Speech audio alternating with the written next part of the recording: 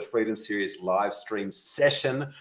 And I've got the delightful Amber Vilhauer, all the way from the States, who is a phenomenal human being. I was blessed enough to meet about 3 months ago now, I think. We hired her company, NGNG, No Guts, No Glory, to help with the book launch of The Path to Freedom into the States. And I've just had an amazing time with you and your team. You're phenomenal at what you do. I'm just so blessed we've met. And yeah, super excited for our episode this evening. Welcome to the show. I know. It's so cool because we designed this show, right? The Freedom Series. And it's so neat to be a part of the original idea and then see it come to life. And Barry, your growth with this show is remarkable. The impact that you've made. I know that we're at the stage of launch where it's like, oh my gosh, I'm getting fatigued. Like this has been a lot. It's been a lot. But you know what? Like your launch is Monday. Remember when we had our first conversation and all of the things that have happened, all of the conversations and all of the lives and all of the progress and the status of the book. And it's been so fulfilling to be a part of this. So thank you for your trust in me. You're so welcome. And look, you guys have delivered. If you're joining us live tonight, welcome to the show. Rafi from my team is across all the different channels on the interwebs, monitoring your comments. So please ask any questions you've got for myself, Amber, through this episode. I'd love to get them answered for you. And also hit the like button. Let us know that you're watching. Interesting, because I was reflecting on that this week. I remember we had our first call and you said there'll be this eerie feeling like a week out from the book launch where it's like there's nothing to do. Everything's kind of set and forget. And I reached that this week. It was this eerie feeling of like, shit, like I've done 65 or 70 live stream episodes in the past month. We've booked the guests, we've shown up, we've interviewed, we've streamed them live. We've had a few 100,000 views of those episodes. It's a bit surreal to look back at 2 months ago when you said, hey, here's the plan, here's what we're doing. I'm like, WTF, we're what? Like, how's this? You're like, we've got you, it's all going to be okay. And here we are, eerily riding into the book launch on Monday. It is weird. It's weird for me too. I tell my team, like I had a little bit of a freak out moment maybe a week or two ago. And I just thought, I must be missing something. Are we in the right place? But it is the process because you've done so much work and it's so intense in the beginning and it just keeps building and building. And now we just get to ride the wave, right? So I know you love surfing. You're going to have to teach me how to surf, man. Like I'm not going to be good at it at first, but I really am good at perseverance. I can just imagine myself at it. But no, it's been a whole lot of fun. And it's also something to wrap your mind around that this is just the beginning. Yeah. Right. And so sometimes at this point, an author's like, oh my gosh, like I just need a month's vacation after this. When we launched Fix This Next for Mike Michalowicz, it's like he was burning for so long and it was so intense. And then, he needs time to just recharge his batteries and take a beat from it. And you keep things going, right? But then it's like you ramp up for the next launch, whatever it is. And that's the nature of business. So the lesson is to take care of yourself. The lesson is to hire great people around you that are going to support you because you should not be doing anything alone in your business, right? Not really. There's so much power in doing things together and surrounding yourself with people that make it fun and having a great plan, right? So that everybody knows the plan, you can execute together. And this has been a whole lot of fun. Yeah, absolutely. Where did this all start for you? Like, how did you get into the position you're in right now with your business and helping the people that you help? Honestly, it was fate. I think it was fate because I didn't have ambitions as a kid to be like a website designer, didn't know anything about launching books. And when I went to college, so I'll start there, and I had a mishmash weird degree of like art history and graphic design and marketing. And I was just kind of plugging into different things that I was interested in, like religion and philosophy, you name it. And while I was going to school at the University of Arizona, I got a job selling CutCo cutlery, which for those of you who don't know, they're high-end kitchen knives. And there is something about that company that is just magical.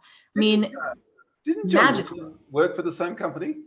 John Rulin, Hal Elrod of The Miracle Morning, John Berghoff of Exchange, a lot of Johns in CutCo. Isaac Stegman was a CutCo guy. Like, there's a lot of CutCo people out there.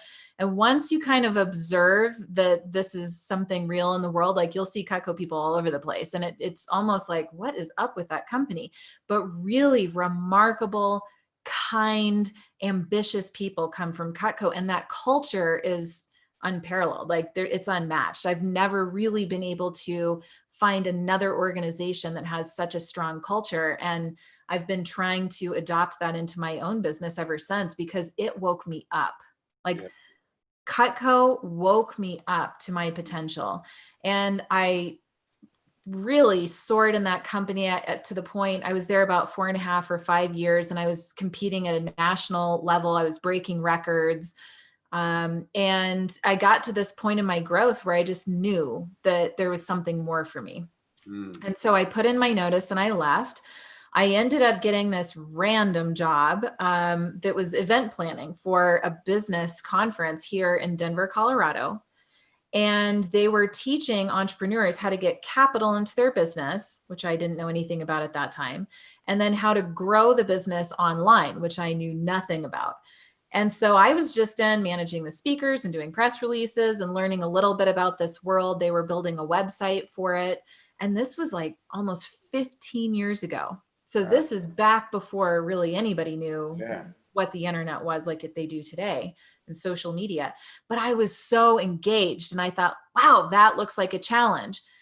After that event, I went home and I taught myself code.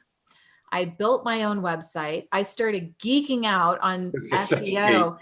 Totally. I was learning about copywriting, and then I was writing about what I was learning, and I didn't know where it was going. So I didn't have a business plan. I didn't have vision, values. I didn't do any of that. And I just put myself out there. And then all of a sudden, this woman from Canada reached out and said, well, could you do that for me? And I said, sure. I mean, it was really that organic. And then I hired a designer freelancer, and then I hired a freelance, developer. And then we were kind of like doing a few projects, and then one thing led to another, and it just built into this amazing business that we have today, where we're doing websites and live streaming and book launches and anything related to building an online business that you can think of, I've had experience with. So it's been awesome. Yeah. Where did the name No Guts, No Glory come from though? Where did that come into it? My childhood, actually. Okay. I'll never forget the day I was sitting in my kitchen, and a mentor of mine at the time said, I think it's time that you officially get an LLC. And I said, okay, how do I do that? And anyway, so I'm sitting there thinking, what is a company name? This feels important, and I don't know. I don't even know if this is going to be a legitimate business, officially. And so I was just thinking, I know I want it to be something meaningful. And I remembered my mom in that moment, who was my hero growing up. She's my hero today. Single mom, and worked very hard to give my sister and I every opportunity. Went to the best schools, lived in great neighborhoods. She was amazing. And she used to say a few key phrases to me growing up. And one was always, no guts, no glory, Amber.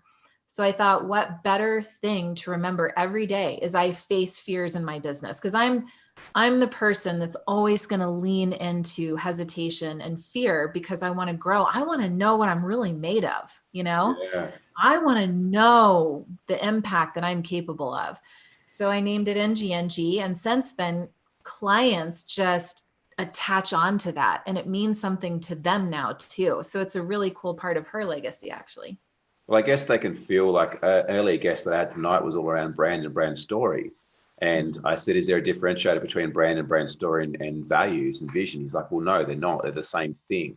And so I guess that when you share with them about your company name, there's a resonance there. That it's not just a word or a name you've created. There's meaning behind that, which they can feel and articulate in the way that they show up. It's also a very strong name as well. I'm curious to know, do you believe that kind of mentality or attitude that you've had has been the key to the success you've created in business? Because it is actually quite different to a lot of business owners that I meet. A lot of business owners that I meet, they kind of end up in business. They're like these accidental entrepreneurs.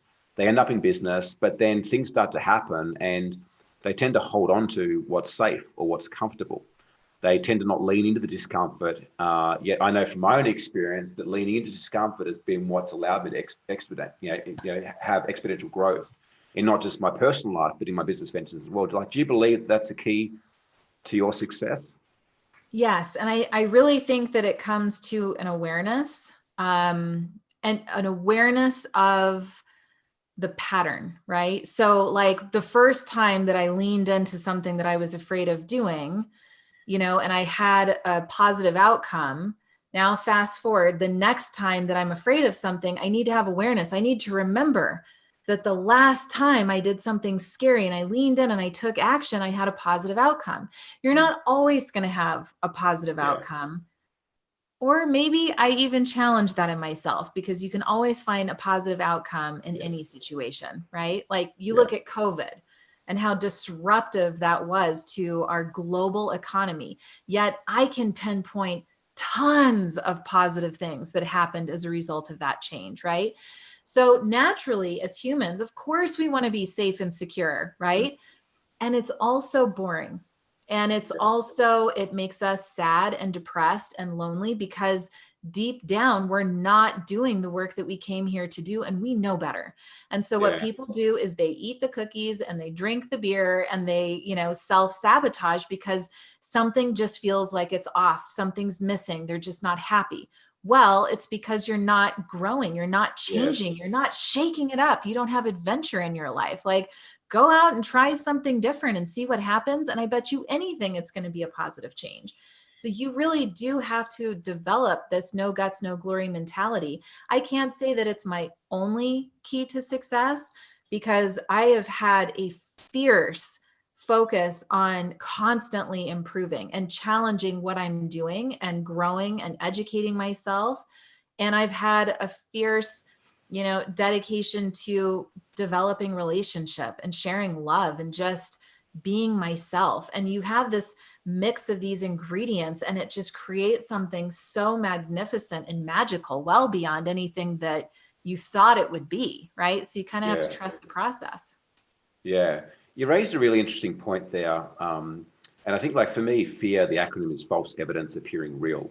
I know, I love that. I think often we get caught up into as well, like even if we face something, we can have a perception that when we faced it in the past, it didn't work out the way that it should have. And so it's like a bad relationship. So we stop dating, or we stop, going out and meeting people because of past experiences. But I also think, though, too, like if the viewers and listeners today watching this could think back, like, when have you never not had enough? Like, when in your life have you ever not had what you needed? Right? The sheer fact that you're here, right now, listening and watching to this episode is the fact that you survived, right? You've survived. And I believe the pain is actually in the procrastination, right? The pain is in the thought of something rather than just rolling your sleeves up and getting it done, and being okay to fall over and pick yourself up and go again. And I think too, like we grossly overestimate what we can do in a short period of time, and grossly underestimate what we can do in a long period of time. And so this is where I think too, like, a lot of business owners have been through employment, and therefore they're conditioned by more work equals more money. We can't be running those biases trying to grow a great business, right? Because sometimes things take a while to come to fruition. You talked about the book. It's like getting to the launch on Monday is like just the first smallest tiny little step. But often the first tiny step takes the most amount of energy. Think about a rocket. Right? Most of the fuel is used up in the first 10 seconds to get the thing off the ground. It's the same within a lot what we do in the business. Like, most of the effort, the live streams, 60, 70 in the last 4 weeks. But now we've created a bit of a slipstream for what's next on that path to launching the book. Yeah.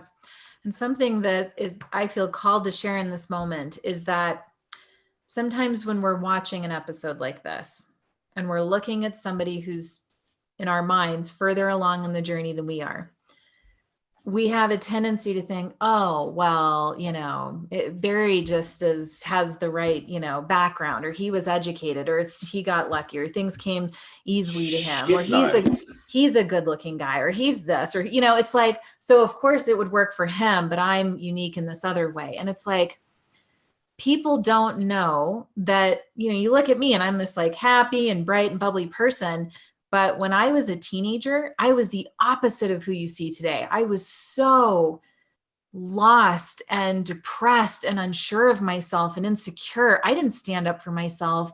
I didn't feel like I had value. I didn't feel seen. I mean, it was like the opposite. I wasn't talking to anybody. I was suffering alone. I didn't ask for help. And yet, look at me now. It's like those were years of little conscious choices to change and develop into a person that I would be proud to be, you know? Okay. And now I'm making different decisions, and those different decisions to take that action and to lean in when it's hard and to be open and honest, even at the risk of tremendous pain if something goes wrong. You know, these are choices, and it's those choices that develop us into our whole selves. And when we are our whole selves, you can create the company you want and have the money that you want and absolutely enjoy the relationship that you want. Like those things are possible, but it really starts with you. And everybody has to go through moments of absolute hell. Everybody, nobody's exempt from it. And I just think that's something that we all need to remember to get out of that comparison mode. Yeah, it's so beautifully put. If you're joining us live tonight, welcome. So grateful that you're here. Please hit the like button. Let us know that you're watching. Post your questions below. There's a bunch of questions coming in, which we will get to in just a second. Before we do, though, I guess it's this. It's like, be careful not to compare your behind the scenes footage to somebody else's highlight reel. This is some of the challenges we have with social media, is that often people are posting their highlight reel. They're not seeing the things that happen in the background. Like, I've worked my ass off for 18 years. I've failed in every way, shape, and form possible. Like, I've done some really stupid shit, right? And I've also done some great stuff, and I've made some good decisions. The reality is that where I'm at right now is exactly what you just said, is a culmination of the decisions, one after the other, that's led me here. Now, could I have been here 10 years ago? Probably.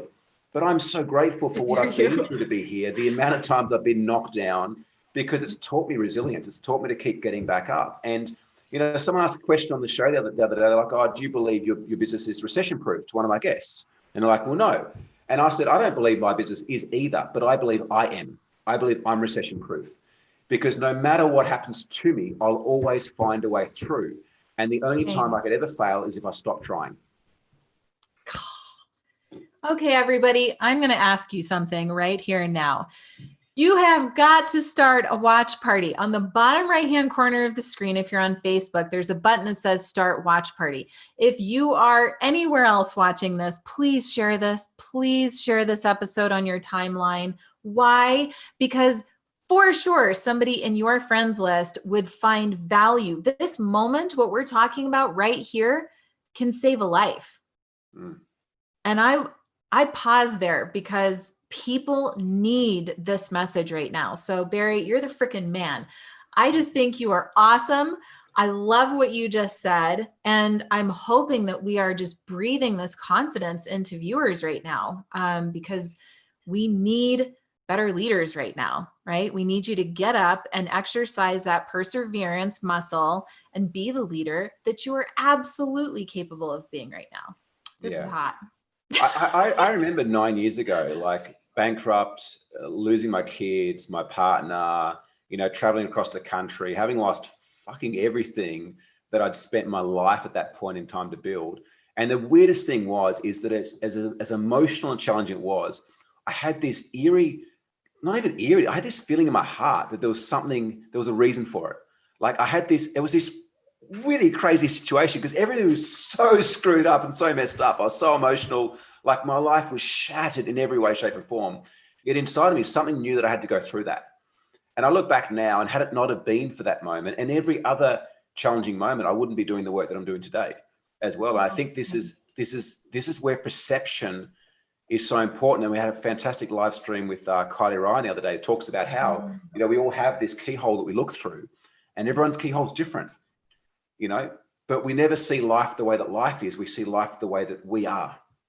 And through changing our perception and through changing our decisions, can we change the experience and the outcomes that we create for ourselves? I love this. I'm What having was so your much fun. what was your like adversity? One of your adversities. Oh my gosh, I've had so many. And then we'll Truly, get to your questions, guys. Keep them coming through. so many. I mean, I've had people that I put all of my trust in totally take advantage of that and manipulate me and try to control me or keep me small. And it worked for a period of time. I've had people just, I will say, transfer their own hatred in the world onto me. I've been in violent situations. But through all of these different things that have happened, I would say one of my biggest adversities was really working toward and choosing to step into self-love and self-value. Yes. Because growing up, my older sister was like the brightest shining star in the universe. I mean, she was beautiful and super smart, and she had a million friends. She was literally Miss Teen Arizona. So she was like a beauty pageant winner. And she had a big, bright personality, and she commanded the attention in the room. And I was the opposite. I was like this little kid. I was an observer. I know we made a comment earlier. We're both observers. And so I would just observe her. I would observe how my parents responded, how friends responded. And it was like I could never get up really the courage to even use my own voice. So I just stayed quiet and observed. And over the years, that translated into me not even being open to having friends in school. So I had no friends growing up, and I had this sadness, like, why doesn't anybody see me? Like, why doesn't anybody like me? Like, what am I doing wrong in the world? And I didn't, of course, I wasn't mature enough mentally to understand the dynamic. I thought it was like something I was doing that was attracting in this reality, when really it was just the suffering on the inside that created my reality, right? And so this dynamic played on for a long, long time. And it really was my hardest challenge to overcome, of just really seeing that, oh, like, we can be different, and she can be that bright shining star in the universe, but I can be that too. And I just need to start from within and decide, like, what feels good for me and what are my values and how do I want to show up in the world, knowing that I'm unique and I have enormous talent. I am the brightest shining, star in the universe too, in a different kind of way. And how we can both exist in that space. Like, it was very healing for me, narrowing down into my unique ability and focusing on that and in service versus focusing on what I didn't have or comparison to others. And it just was a game changer the more I looked into that. Wow. Thank you for sharing. Just so many bubbles popping off there. There's a few things. I had an amazing live stream episode with Michelle Masters, who's one of my old NLP teachers and change work practitioners. And she talked about, like, it's not a zero-sum game, this whole worth thing. Like, you walk outside and go to get a suntan, like, you tanning yourself in the sun doesn't take the sun away from the person next door or the person down the road. I love that. That's great. And yet we somehow see, like, wealth, or we see business, or we see relationships and materialistic possessions, and we somehow create these beliefs that, that there's not enough to go around. And it's those beliefs that when we start to create them, or we have them on the inside, we naturally have to attract experiences on the outside to create the validation of what we feel most inside. And so as much as you tell yourself a mantra of, like, I'm beautiful, unless you feel it within you and you've done the work inside of you, you will keep attracting situations that validate your innermost dominating thought. Yeah. So I would say to that if we have just small pieces of awareness, like, instead of like, I am beautiful, maybe it's like you can focus on an act of beauty. Like, I opened up the door for somebody whose hands were full, and we connected in that moment.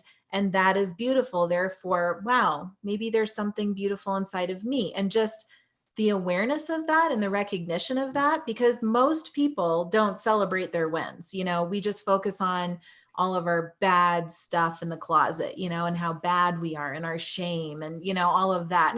Where the heck did that even come from? Like I this is something that I know. just question, like, where the hell did we decide, like, oh, like I can't celebrate my wins because I've got so much guilt and shame there. And like, I won't show people this great stuff that I bought for myself or who I am, or therefore I can't really celebrate somebody else wholeheartedly because I've got jealousy. Like, where the It's heck did this shit come criticism, from? right? Because first of all, like we don't want to make other people feel bad because they don't have the success that we're having in that moment. But also we've been criticized from other people that feel less than inside. They're living in lack. So now Barry has success and he's celebrating because he's so happy. And I'm like, you ass, like, look at you self-promoting, like gross, shame, blame, you know, it's like, it is this really interesting dynamic. Here's the thing though, something I learned a while ago is that you cannot possibly have something that you despise in others. So you're out there wanting to create more money. You look at someone, you're like, ah, oh, rich asshole, right? You will not be able to create wealth for yourself because that bias side of you energetically is pushing it away outside of you. Yep.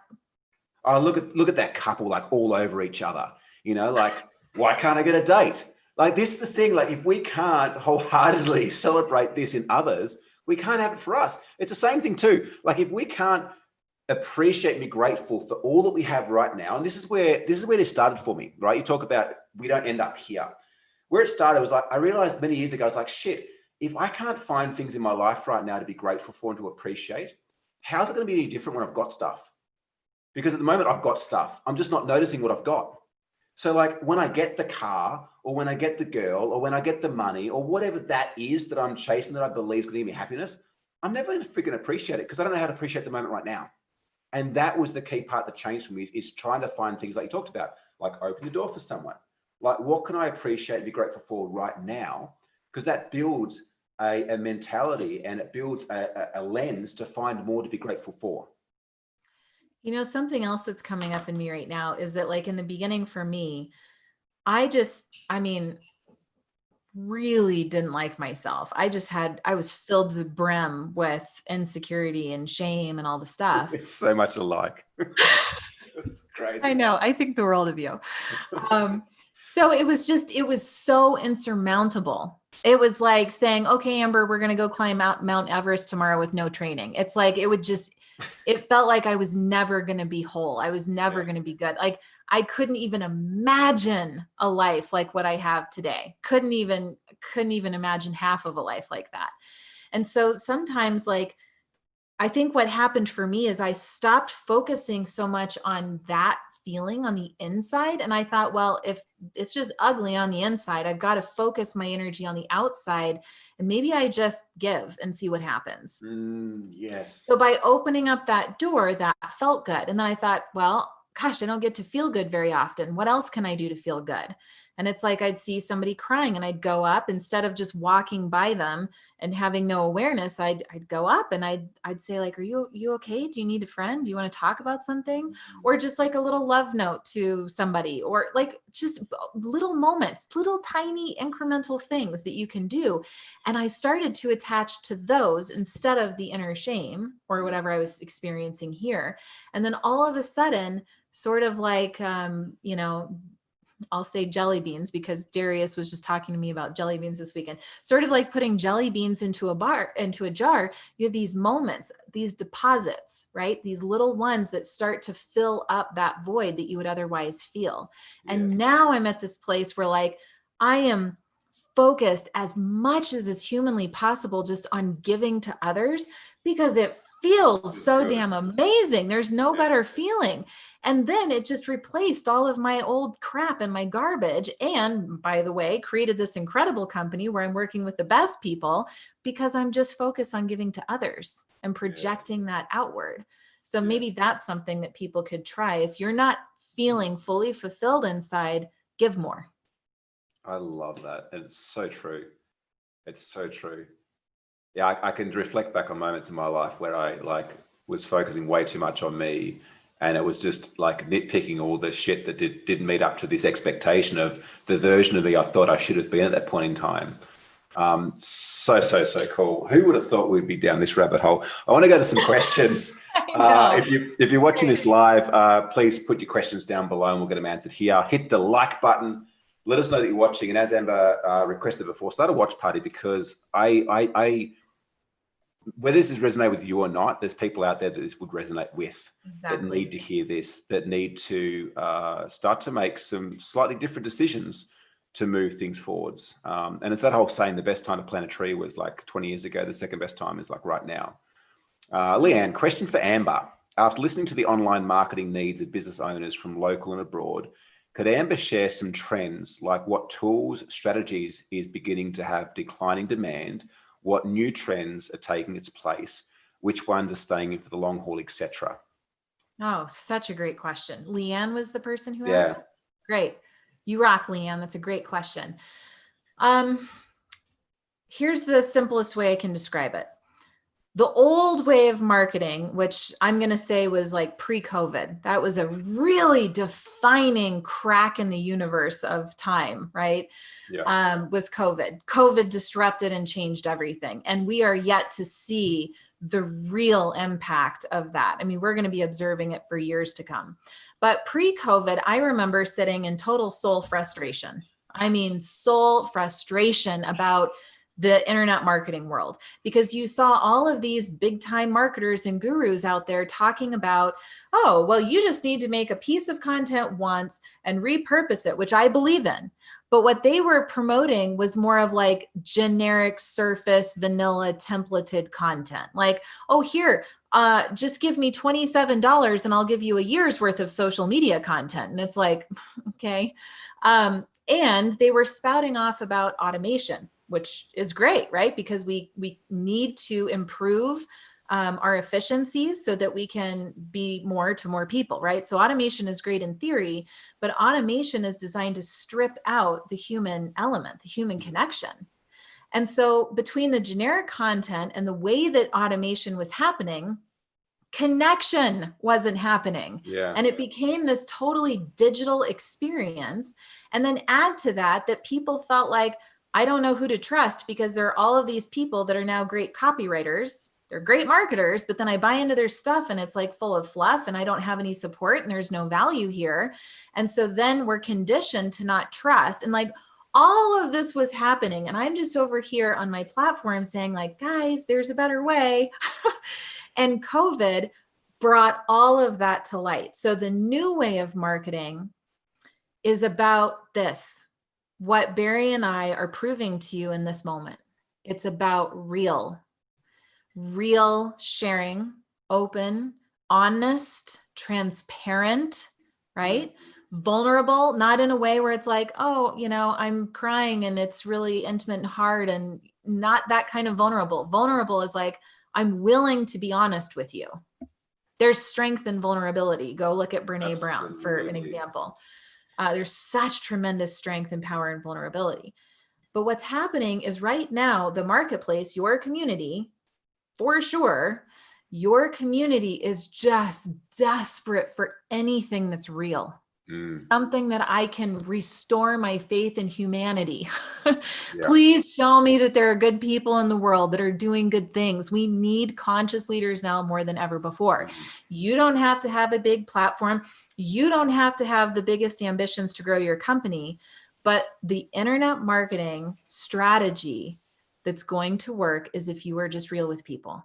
So if you have a moment of impact with a prospect and that prospect came to you because they needed something and you gave them advice and now you connected and it was this really beautiful thing, make a quick little video. Hey, I was just talking to a client. This is what happened. This is what I said. This was the outcome. And I encourage you to do this as a result of that. That's just an open sharing. It's a story. And it's real, it's in the moment. Or you're taking a walk and a piece of wisdom comes in and you're like, oh gosh, I was just really wrestling with that for months. And I just had this breakthrough moment. Don't hold it to yourself, share it with others. So what we talked about before is anything that you're feeling afraid or hesitant of, lean into that. And there's a positive outcome on the other end. So whether you decide live streaming is your jam, which look into live streaming, Yeah. or video or podcasting or blogging or social media. Whatever is meaningful to you as an outlet, as a way to deliver the message, do you, right? There's no cookie cutter anymore. Yeah. Do you get away from generic, be real with people, share what's in your heart and mind. Then you will connect with the right people who share the same values as you. That will translate automatically into more business with the right people, which is going to make you feel more fulfilled. You're going to be more profitable, and like attracts like. So Yeah. your word of mouth starts to spread, more of the right people come in, and then you build this ecosystem where you're like, what? This is what's possible? Like, seriously, I get to talk to the best humans on the planet every single day, call after call after call. And I literally can't believe how this call could have been better than the last one, but it happens every day. So that's really what I would say to you, Leanne, is if you just focus on trying to connect with people, be real with them, whatever way makes sense to you, I would place all of my chips on that strategy. I really like what you shared there. It reminds me of a story. I remember my first NLP training, and I went in there, and the facilitator, Joe Pane, was standing at the front of the room, and he started to share about the voices that we have in our head. And I was like, holy shit. Like, my whole life at that point in time, I was 26 maybe at that point in time. For like 22 years of my life, I was like, I'm crazy. I should be in a mental asylum. I've got this voice in my head. Like, I can't tell anyone about this. And like, it was just like, bang. I was like, man, everyone has that. And that was the start of a moment of realizing that all this stuff that I've held guilt or shame about, which ties back into our last conversation, my whole life, I'm like, I'm actually not alone. Other people feel that way. And that was a huge shift, because for so long, I'd always tried to be somebody else, somebody to fit in. To fit in with the cool kids or the jocks or whatever it was. It was like the moment that I started to realize, hang on, like, I can just be me. It's like all of a sudden I started to attract my tribe. My relationships improved. My business improved. My social network improved. It all improved because I started to own what was going on for me. And so I just completely back what you share around like being okay to share what's going on for you. And sure, like at first people might not pay attention, because the people that you've currently attracted aren't attracted to you, who you really are. They're attracted to who you've been trying to be. So realize there might be a transition time to actually attract your tribe. Question here from Laura from Florida. Welcome, Laura. Question for Amber. Among clients she's worked for, which was the greatest business turnaround she worked on? Like a Cinderella story, but applied to marketing and consulting.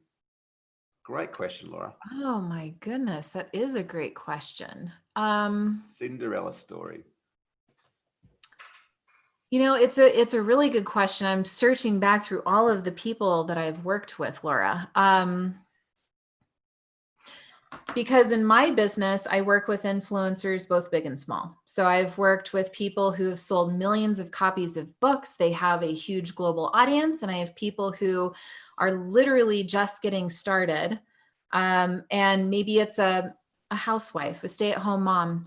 And she feels like maybe there's something I can share with the world, and she's scared and doesn't know what to do. And so I found that people come into my world, Laura, when they are ready to really venture off and get serious about their results at either end of the spectrum, right? And so what I find in my work is that my work, yes, like on the outside, I build websites and I do book launches and marketing. But on the inside, it's like these influencers, these conscious leaders, these great humans come in, and I can just see their unique ability. Like I know who they are very quickly. And then I can hold their hand and guide them through, like, here's the structure, like, here's how to do what is unique to you, you know, a meaningful marketing plan, and how to build that platform and build the business that you ultimately want. So it's a beautiful journey. I mean, I could say that, you know, even somebody who had all of those fears from the very beginning was scared to get out there and now is, you know, having the successful platform. Yes, that's a story. But they're all like big leaps. They're all kind of Cinderella stories in their own unique way. It's not even necessarily like we grew our profits to this much. I have those stories, but sometimes it's just the incredible growth that that person experienced in the course of working with me too. And that's what I find most impressive. But one woman that comes to mind is this woman named Dr. Afruz. And we had a call about 5 years ago. And at that time, she was a single mom. She was tons of debt, didn't know her purpose, didn't know what to do. She was really just, she came from a culture that basically women were very much devalued and kind of put in a corner, and that's where they needed to stay. And it was like, don't ever open up, don't share your beliefs, don't share who you are with the world. So she had a lot to work through in every way possible. And we had a call, and I was able to take her through a branding process where we were really talking about, well, okay, so I know she has this message, of wanting to help women to reproduce, people that had a lot of health issues or challenges or obstacles to overcome. Like, she had her own experience, she healed herself, she had these kids, and now she wanted to help others, didn't know how to do it. And so anyway, we had this call where I said, well, tell me more about who your ideal client is. And I walked her through not just your typical like avatar where I have 2.5 children and, some college and, nothing like that. I want to know like the person you want to serve, like what are they thinking about when they wake up in the middle of the night? What are they feeling when they're alone, in their own thoughts? And what are they most afraid of? That's what I want to know about the person you want to serve. So anyway, we went through this whole process. It was only an hour. And at the end of that hour, you saw she had this whole moment of, oh my gosh, the person that I want to heal is really me. And so we had this call, and that was it, right? So she went on her merry way and I went on mine. And 5 years later, we just had a call last week. And it was maybe the most meaningful Cinderella story to me. So your definition of that might be different. But when I think about a Cinderella story, I had this follow-up call with Dr. Afruz after all of those years. And she told me that she became a functional medicine doctor, that she opened up her own practice. She sees more than 60 patients a week. She's on a wait list. She's not only out of debt, but she's grown her whole business. She has stepped into who she really is. So much so she's not afraid of putting herself out there anymore, that she's doing live streaming Zumba classes. And she is like really putting herself out there. She's sharing her story. She's sharing her energy and her greatness with the world. And at the end of telling me all of this, she said, Amber, it's because of that call. That call completely changed my life. And it helped me see that I'm not serving anybody if I don't fix what's in here and then put that out into the world. And she then told me this beautiful thing about how she hopes that I really understand how much of a healer I am and how huge my impact is on the world because of the work that she has been able to do, the births that have happened, the children that have been born and impacted as a result of that one call. Wow. And that's because like she got the guts to even share that with me. Like most people just have that experience and don't go back to the person and say, wow, you really made this impact. Yeah. But she did. And it was just, oh my gosh, I can't let it go. It was so incredible. So incredible. Such a beautiful story. And they all live happily ever after. Amazing. Amazing. And it's like got another question here. Yeah. I got another question here. That was amazing. I could feel that shift and transfer. And I guess you never quite know, like that one conversation, the impact and the ripple that could create, not just in that person's life, but in all the people's life that person interacts with as well. And it doesn't matter. Like that's the thing is you can't attach to stuff like that. You just have to be in the moment and serve fully. Like I'm not distracted. I'm not like, oh, hurry up, Afruz, because I got my next call here. Like I am fully open in that moment to the person that I'm in front of. And when that happens, like magic unfolds, and then just let it go, just let it be. And just trust that it's all this great design. It always comes back to you. It serves you, fills up your cup. You have more profit, like all the things happen. I don't know. It's a beautiful process. You're amazing. You're amazing.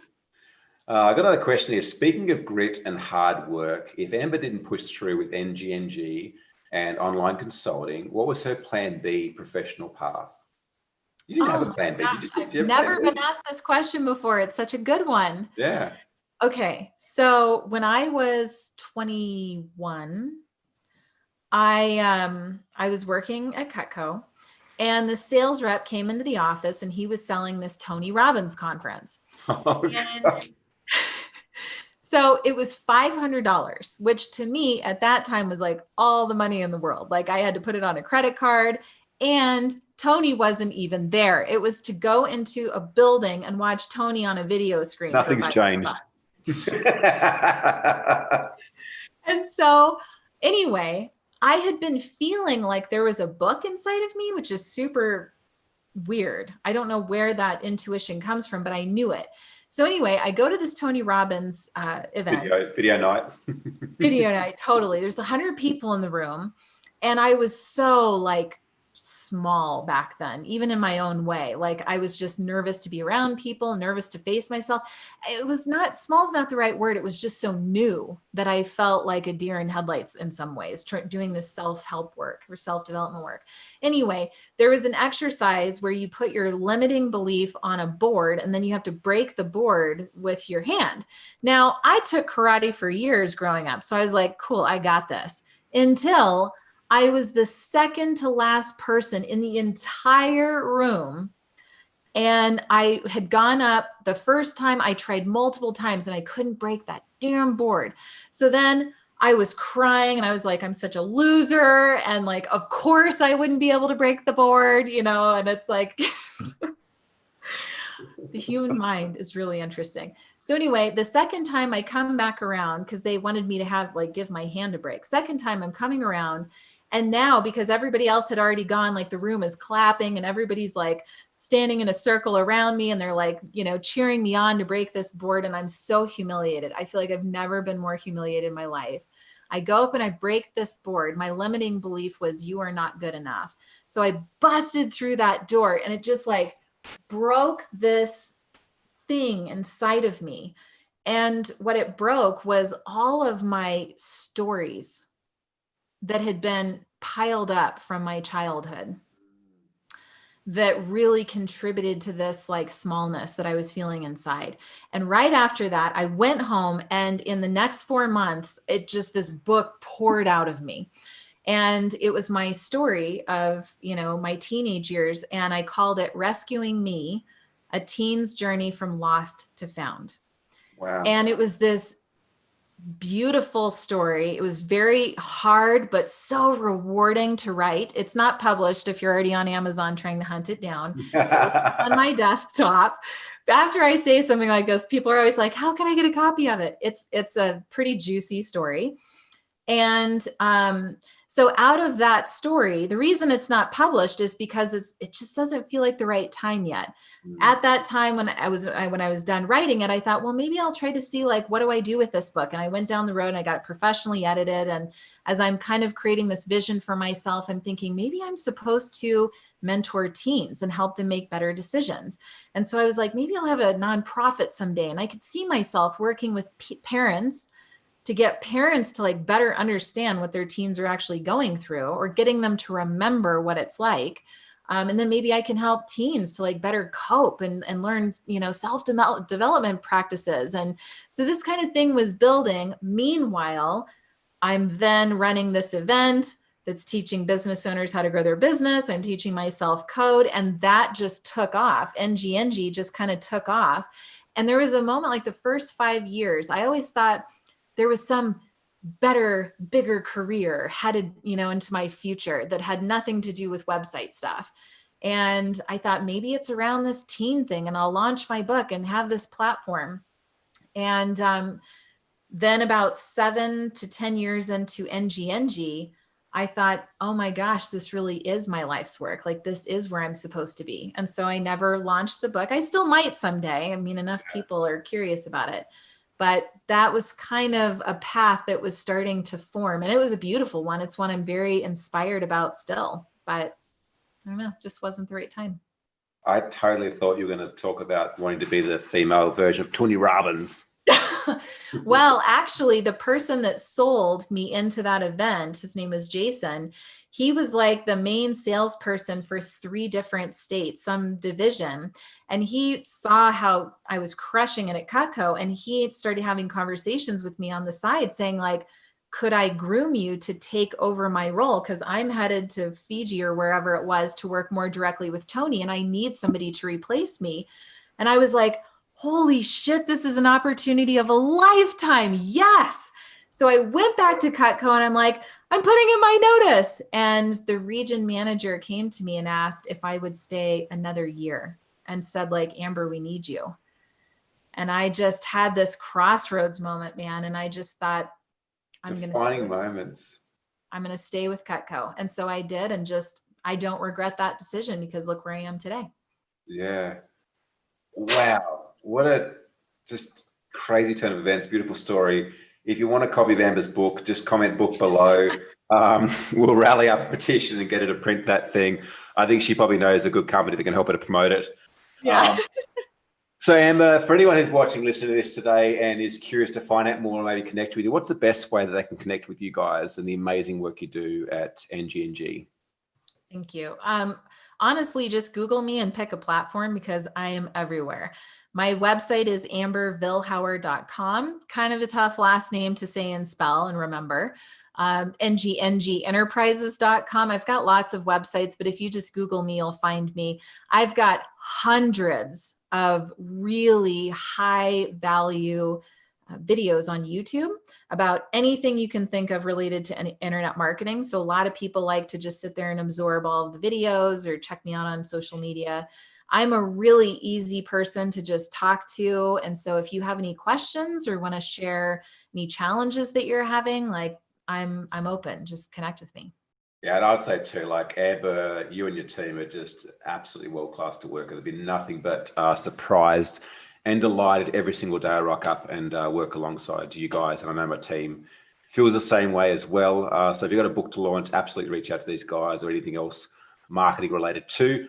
Amber, if you were to have a conversation with a 10-year-old version of you, knowing all that you know now and having been through what you've been through, what would you say to her? What advice would you give her?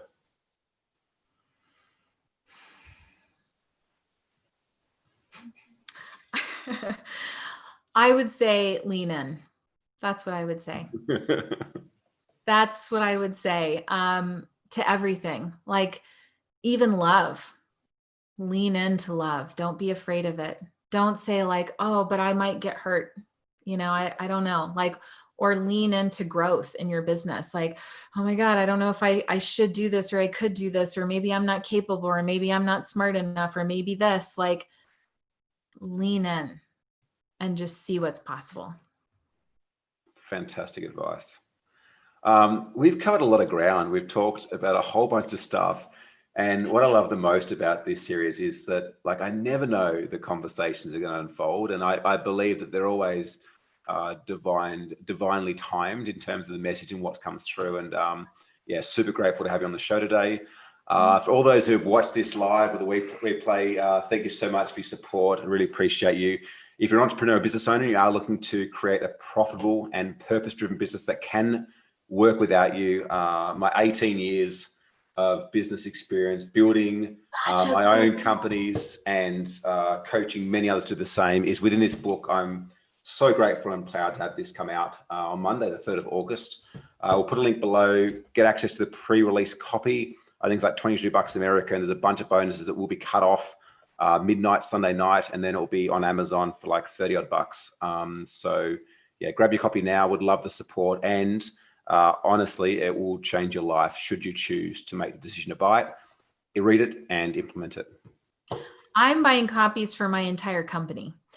And not just because it's you, like it's a phenomenal book. I read the book a few weeks ago. It absolutely changed my life. It changed the future of my company. I was immediately putting things into motion while I was reading it. I've marked it up. By far one of the best books that I've ever read. Honestly, Thank you. And so I do encourage anybody who's in business, if you're a solopreneur, get it for you and some of your friends, your colleagues that you're masterminding with. If you have a bigger company, get it for you and every single member of your team, even freelancers. I'm buying it for my freelancers because I want us all on the same page so we're all rowing in the right direction together. So it's such a good book. It's so true. Like one of the biggest things that creates resistance in an organization is change. And typical entrepreneurs are always creating change. And so I can imagine, and I know for a fact, we see with our clients that you go to start to implement systems and processes and the things that I talk about in this book to get you to a position where it's profitable and it can run without you. There's often a lot of resistance from employees. And so that's been my advice to people is buy a copy for your staff, have some sort of a setup where you read a chapter a week or every couple of weeks and you gather around together at a weekly meeting, have a conversation and choose what to implement as a team so you get their buy-in, because you cannot create a business that works without you on your own. That's the reality of it. Like you need A players that are in there with you doing what they love so that you two can do that as well. And the best way is to all have a copy and to be implementing together. Such good advice. I hope everybody really caught that. Watch the replay again if you need to. That was really good advice. Amber V, I'm so grateful for you and for your whole entire team. And I've had such a fantastic stream with you today. Thank you so much for everyone who's tuned in and watched wherever you are in the world. Make sure you hit the like button. If you got a lot out of this or even something out of this, I highly recommend that you go and start a watch party. Button on the bottom right-hand side to share it amongst your network as well, because I think more people need to hear what was shared and what was discussed tonight as well. Amber, thank you so much. Thank you.